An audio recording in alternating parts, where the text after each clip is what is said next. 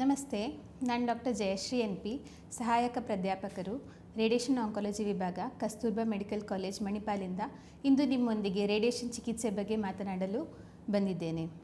February 4ರಂದು world cancer day ಪ್ರಯುಕ್ತವಾಗಿ cancer ಚಿಕಿತ್ಸೆಯಲ್ಲಿ ರೇಡಿಯೇಷನ್ ಚಿಕಿತ್ಸೆಯ ಒಂದು ಮಹತ್ವದ ಪಾತ್ರವನ್ನು ಇಂದು ನಿಮ್ಮೊಂದಿಗೆ ಮಾತನಾಡಲು ಹಾಗೂ ನಿಮಗೆ ತಿಳಿಸಲು ಇಂದು ಬಂದಿದ್ದೇನೆ. ರೇಡಿಯೇಷನ್ ಎಂದರೇನು? ರೇಡಿಯೇಷನ್ ಚಿಕಿತ್ಸೆ ಅಂತ ಹೇಳಿದರೆ ಒಂದು ವಿಕಿರಣ ಚಿಕಿತ್ಸೆ, ಕಣ್ಣಿಗೆ ಕಾಣಿಸದ ಕಿರಣಗಳು ಅಥವಾ ಕ್ಷಕಿರಣಗಳು, ಇಲ್ಲಿ ಎಕ್ಸ್ರೇ ಕಿರಣಗಳಿಂದ ನಾವು ಟ್ರೀಟ್ಮೆಂಟನ್ನು ಮಾಡುತ್ತೇವೆ. ಇದು ಯಾವುದೇ ರೀತಿಯ ಕರೆಂಟು ಶಾಕ್ ಆಗುವುದಿಲ್ಲ. ನಿಮಗೆ ಈ ಚಿಕಿತ್ಸೆಯ ಟೈಮಲ್ಲಿ ನಿಮಗೆ ಯಾವುದೇ ಅನುಭವ ಇರುವುದಿಲ್ಲ. ಕಣ್ಣಿಗೆ ಕಾಣಿಸದ ವಿಕಿರಣಗಳಿಂದ ನಿಮ್ಮ ಟ್ರೀಟ್ಮೆಂಟು ಆ ಟೈಮಲ್ಲಿ ಆಗಿ ಹೋಗುತ್ತದೆ. ಈ ರೀತಿಯ ರೇಡಿಯೇಷನ್ ಚಿಕಿತ್ಸೆ ಅಥವಾ ವಿಕಿರಣ ಚಿಕಿತ್ಸೆಯನ್ನು ಯಾವ ಯಾವ ಕಾಯಿಲೆಗಳಲ್ಲಿ ನೀಡಬಹುದು? ಹಲವು ರೀತಿಯ ಕ್ಯಾನ್ಸರ್ ಕಾಯಿಲೆಗಳಲ್ಲಿ ನೀಡಬಹುದು. ರೇಡಿಯೇಷನನ್ನು ನಾವು ಹಲವು ರೂಪಗಳಲ್ಲಿ ನೀಡುತ್ತೇವೆ. ಅದನ್ನು ಸರ್ಜರಿಯ ಮೊದಲಾಗಲಿ ಅಥವಾ ಪ್ರೀ ಆಪರೇಟಿವ್ ರೇಡಿಯೇಷನ್ ಅಂತ ಏನು ಹೇಳುತ್ತೇವೆ ಆ ರೀತಿಯಲ್ಲಿ ಕೊಡಬಹುದು. ಕಾಯಿಲೆಯ ಗುಣ ಮಾಡುವ ಉದ್ದೇಶದಿಂದ ಡೆಫಿನೆಟಿವ್ ರೇಡಿಯೇಷನ್ ಅಥವಾ ಕ್ಯೂರೇಟಿವ್ ರೇಡಿಯೇಷನ್ ಅಂತ ಹೇಳಿ ಕೊಡಬಹುದು.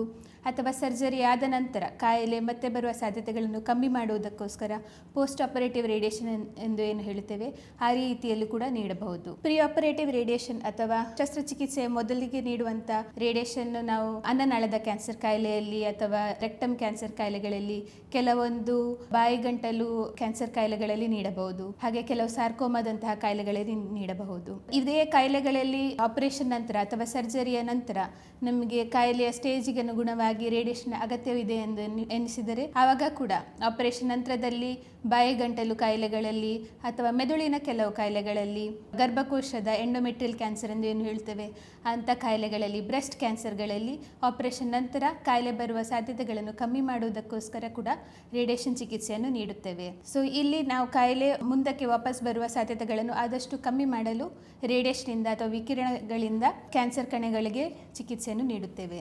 ಇನ್ನು ಗುಣ ಮಾಡುವ ಉದ್ದೇಶದ ಕ್ಯಾನ್ಸರ್ ಕಾಯಿಲೆ ಅಥವಾ ಡೆಫಿನೆಟಿವ್ ಅಥವಾ ಕ್ಯೂರೇಟಿವ್ ರೇಡಿಯೇಷನ್ ಎಂದು ಏನು ಹೇಳುತ್ತೇವೆ, ಇದು ಕಾಯಿಲೆಯನ್ನು ಗುಣ ಮಾಡುವುದಕ್ಕೋಸ್ಕರ ಒಂದು 5 ವಾರದಿಂದ 7 ವಾರದ ಒಂದು ಕೋರ್ಸ್ ಇರ್ತದೆ ರೇಡಿಯೇಷನ್ನಿನದ್ದು. ಸೊ 5 ರಿಂದ 7 ವಾರದ ಕೋರ್ಸ್ನಲ್ಲಿ ನಾವು ಕಾಯಿಲೆ ಗುಣ ಮಾಡುವ ಉದ್ದೇಶದಿಂದ ರೇಡಿಯೇಷನ್ ಚಿಕಿತ್ಸೆಯಲ್ಲಿ ಪ್ರಮುಖವಾಗಿ ಗರ್ಭಕೋಶದ ಕೊರಳಿನ ಕ್ಯಾನ್ಸರ್ ಅಥವಾ ಸರ್ವೈಕಲ್ ಕ್ಯಾನ್ಸರ್ ಎಂದು ಏನು ಹೇಳುತ್ತೇವೆ ಇಂಥ ಕ್ಯಾನ್ಸರ್ ಕಾಯಿಲೆಗಳಲ್ಲಿ ಅಥವಾ ಬಾಯಿ ಗಂಟಲು ಭಾಗದ ಕೆಲವೊಂದು ಕ್ಯಾನ್ಸರ್ ಕಾಯಿಲೆಗಳಲ್ಲಿ ಕೂಡ ನಾವು ಗುಣ ಮಾಡುವ ಉದ್ದೇಶದಿಂದ ರೇಡಿಯೇಷನ್ ಚಿಕಿತ್ಸೆಯನ್ನು ಮಾಡಲಾಗುತ್ತದೆ. ಸೊ ರೇಡಿಯೇಷನ್ ಚಿಕಿತ್ಸೆ ಹೇಗಿರ್ತದೆ?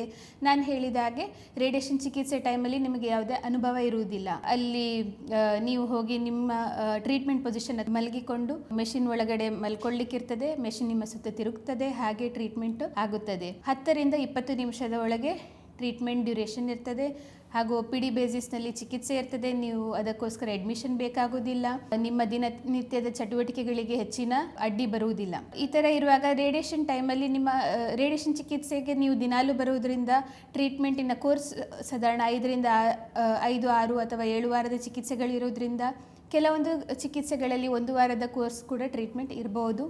ಈ ಟೈಮಲ್ಲಿ ನಿಮ್ಮ ಡಾಕ್ಟರನ್ನು ನೀವು ವಾರಕ್ಕೊಂದ್ಸಲ ಕಾಣಬೇಕಾಗ್ತದೆ. ಟ್ರೀಟ್ಮೆಂಟಿಗೆ ಸಂಬಂಧಪಟ್ಟ ಹಾಗೆ ಅದಕ್ಕೆ ಟ್ರೀಟ್ಮೆಂಟ್ ಒಳಪಡುವಾಗ ಇರುವಂತಹ ಸೈಡ್ ಎಫೆಕ್ಟ್ಗಳ ಬಗ್ಗೆ ನಿಮ್ಮ ಡಾಕ್ಟರ್ಗಳು ನಿಮಗೆ ತಿಳಿಸಿರುತ್ತಾರೆ. ನೀವು ಹಾಗೆ ವಾರಕ್ಕೊಂದು ಸಲ ಅವರನ್ನು ಭೇಟಿಯಾಗುವುದು, ಅದಕ್ಕೆ ಚಿಕಿತ್ಸೆಯ ಟೈಮಲ್ಲಿ ನೀವು ತಗೊಳ್ಬೇಕಾದಂತಹ ಕೆಲವೊಂದು ಔಷಧಿಗಳನ್ನು ಕರೆಕ್ಟಾಗಿ ತಗೊಳ್ಳುವುದು, ಹಾಗೆ ಟ್ರೀಟ್ಮೆಂಟ್ ಟೈಮಲ್ಲಿ ನೀವು ಕೆಲವೊಂದು ಜಾಗ್ರತೆ ಮಾಡಲಿಕ್ಕಿರ್ತದೆ. ರೇಡಿಯೇಷನ್ ಚಿಕಿತ್ಸೆ ಟೈಮಲ್ಲಿ ನಾವು ಜಾಸ್ತಿ ಎಕ್ಸ್ಪೆಕ್ಟ್ ಮಾಡೋದು ಅಂತ ಹೇಳಿದರೆ ಚರ್ಮದ ಬಣ್ಣ ಸ್ವಲ್ಪ ಬದಲಾಗ್ತದೆ, ಚರ್ಮಕ್ಕೆ ಕೆಲವು ತೊಂದರೆಗಳು ಬರ್ಬೋದು. ಇಡೀ ಮೈಗೆ ಅಲ್ಲ, ಚಿಕಿತ್ಸೆ ಯಾವ ಭಾಗಕ್ಕೆ ದೊರೆಯುತ್ತಾ ಇದೆ ಆ ಭಾಗದಲ್ಲಿ ಮಾತ್ರ ನೀವು ಚರ್ಮದ ಜಾಗ್ರತೆಗಳನ್ನು ಮಾಡಲಿಕ್ಕಿರ್ತದೆ. ಟ್ರೀಟ್ಮೆಂಟ್ ಟೈಮಲ್ಲಿ ನಾವು ತಿಳಿಸಿದ ಹಾಗೆ ಕೆಲವೊಂದು ಚರ್ಮದ ಜಾಗ್ರತೆಗಳನ್ನು ಮಾಡಿದರೆ ಸ್ವಲ್ಪ ಸುಸ್ತಿ ಇರಬಹುದು. ಅದು ಬಿಟ್ಟರೆ ಹೆಚ್ಚಿನ ಸೈಡ್ ಎಫೆಕ್ಟ್ಗಳನ್ನು ನಾವು ಎಕ್ಸ್ಪೆಕ್ಟ್ ಮಾಡುವುದಿಲ್ಲ. ಇನ್ನು ಟ್ರೀಟ್ಮೆಂಟ್, ಈ ರೇಡಿಯೇಷನ್ ಚಿಕಿತ್ಸೆ ಅನ್ನುವಂಥದ್ದು ಇದು ಒಂದು ನಾನ್ ಇನ್ವೇಸಿವ್ ಟ್ರೀಟ್ಮೆಂಟ್ ಆಗಿರ್ತದೆ. ಅಂದರೆ ಇದರಿಂದ ಮೈಯಲ್ಲಿ ಯಾವುದೇ ಗಾಯಗಳಾಗೋದಿಲ್ಲ. ಹೊರಗಡೆಯಿಂದ ಟ್ರೀಟ್ಮೆಂಟ್ ಆಗಿ ನೀವು ಮತ್ತೆ ಮನೆಗೆ ಹೋಗುವಂಥದ್ದು. ಅದಕ್ಕಾಗಿ ಸಪ್ರೇಟಾಗಿ ಅಡ್ಮಿಷನ್ ಎಲ್ಲ ಬೇಕಾಗುವುದಿಲ್ಲ. ರೇಡಿಯೇಷನನ್ನು ನಾವು ಹಲವು ವಿಧಗಳಲ್ಲಿ ನೀಡಬಹುದು. ಮೇಯ್ನಾಗಿ ನಾನು ನಿಮಗೆ ಹೇಳಿದ ಹಾಗೆ ಎಕ್ಸ್ಟರ್ನಲ್ ಬೀಮ್ ರೇಡಿಯೇಷನ್ ಥೆರಪಿ ಅಥವಾ ಹೊರಗಡೆಯಿಂದ ನಾವು ರೇಡಿಯೇಷನ್ ಕೊಡುವಂಥದ್ದು. ಇಲ್ಲಿ ಮೆಷಿನಿಂದ ರೇಡಿಯೇಷನ್ ಬರುತ್ತದೆ, ನೀವು ಮಲಗಿರ್ತೀರಿ, ಮೆಷಿನ್ ನಿಮ್ಮ ಸುತ್ತ ತಿರುಗ್ತದೆ, ಟ್ರೀಟ್ಮೆಂಟ್ ಆಗ್ತದೆ, ನೀವು ಮನೆಗೆ ಹೋಗ್ತೀರಿ.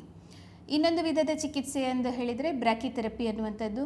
ಇದು ಕೆಲವೊಂದು ಸಿಲೆಕ್ಟೆಡ್ ಕಾಯಿಲೆಗಳಿಗೆ ಸೂಕ್ಷ್ಮವಾಗಿ ನಾವು ಮಾಡುವಂಥ ರೇಡಿಯೇಷನ್ ಚಿಕಿತ್ಸೆ ಆಗಿರ್ತದೆ. ಇಲ್ಲಿ ಕೂಡ ಟ್ರೀಟ್ಮೆಂಟ್ ಆಗುವುದು ವಿಕಿರಣಗಳಿಂದ ಅಥವಾ ಕ್ಷಕಿರಣಗಳಿಂದ. ಆದರೆ ಇದು ಟ್ರೀಟ್ಮೆಂಟಿಗೆ ಅಂದರೆ ಕಾಯಿಲೆಗೆ ಕಾಯಿಲೆಯ ಗೆಡ್ಡೆಯೊಳಗೆ ಮಾತ್ರ ಟ್ರೀಟ್ಮೆಂಟ್ ಆಗುವಂಥದ್ದು. ಹಾಗೆ ಸುತ್ತಮುತ್ತಲಿನ ಜಾಗಕ್ಕೆ ಆದಷ್ಟು ಕಮ್ಮಿ ರೀತಿಯಲ್ಲಿ ರೇಡಿಯೇಷನ್ ಚಿಕಿತ್ಸೆಯನ್ನು ಮಾಡಲಾಗುತ್ತದೆ. ಸೊ ಇದು ಒಂದು ಸ್ಪೆಷಲೈಸ್ಡ್ ಫಾರ್ಮ್ ಆಫ್ ರೇಡಿಯೇಷನ್ ಆಗಿರ್ತದೆ. ಇದಕ್ಕೆ ಹೆಚ್ಚಾಗಿ ಅಡ್ಮಿಷನ್ ಬೇಕಾಗ್ಬೋದು. ಅಲ್ಲಿ ಕೆಲವೊಂದು ಟ್ಯೂಬ್ಗಳು ಅಥವಾ ಸೂಜಿಗಳ ಮೂಲಕ ನಾವು ಆ ಗೆಡ್ಡೆಗೆ ಆ ಕಾಯಿಲೆಗೆ ಸಪ್ರೇಟಾಗಿ ಸೂಕ್ಷ್ಮವಾಗಿ ರೇಡಿಯೇಷನ್ ಹೋಗುವಂತೆ ಒಂದು ಅಪ್ಲಿಕೇಶನ್ ಮಾಡುತ್ತೇವೆ ಹಾಗೂ ಚಿಕಿತ್ಸೆ ಮಾಡಲಾಗುತ್ತದೆ.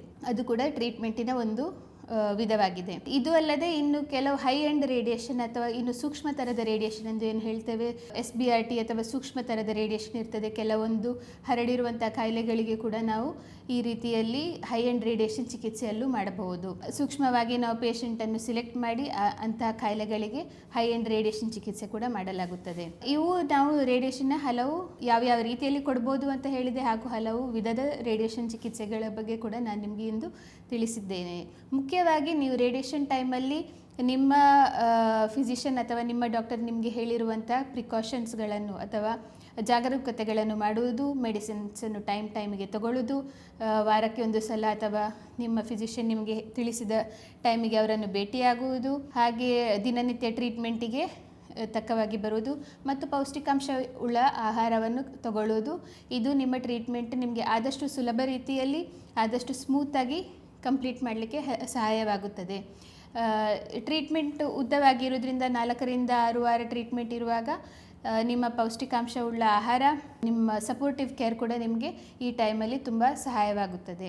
ಎಲ್ಲ ರೀತಿಯಲ್ಲಿ ನೀವು ನಿಮ್ಮ ಡಾಕ್ಟರ್ನ ಅಡ್ವೈಸನ್ನು ಚೆನ್ನಾಗಿ ಫಾಲೋ ಮಾಡಿದರೆ ಟ್ರೀಟ್ಮೆಂಟನ್ನು ಸ್ಮೂತಾಗಿ ಸುಲಭವಾಗಿ ಮುಗಿಸ್ಬೋದಾಗ್ತದೆ. ನಿಮ್ಮ ಇಮ್ಯುನಿಟಿ ಎಲ್ಲ ಚೆನ್ನಾಗಿರ್ತದೆ, ಬೇಗ ಗಾಯಗಳೆಲ್ಲ ಬೇಗ ಗುಣ ಆಗ್ತದೆ ಹಾಗೂ ಟ್ರೀಟ್ಮೆಂಟು ಸಲೀಸಾಗಿ ಕಂಪ್ಲೀಟ್ ಮಾಡಲು ಸಹಾಯವಾಗುತ್ತದೆ.